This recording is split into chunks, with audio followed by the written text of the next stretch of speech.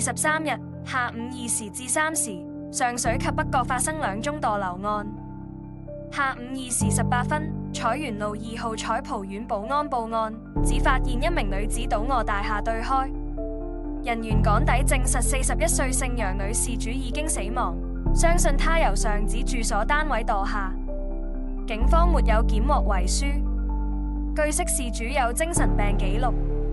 至下午3時33分，北角英皇道僑興大廈亦有一名57歲姓吳女住戶墮樓，飛墮另一單位平台，驚動該單位住客報警。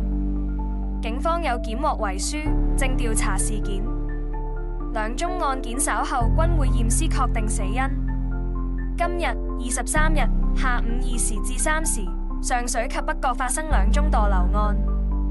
下午2時18分，彩園路2號彩蒲苑保安報案，指發現一名女子倒臥大廈對開，人員趕抵證實41歲姓楊女事主已經死亡，相信她由上址住所單位墮下。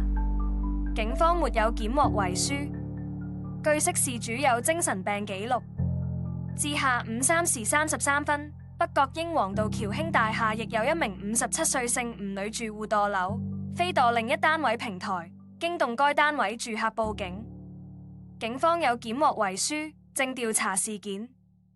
2宗案件稍後均會驗屍確定死因。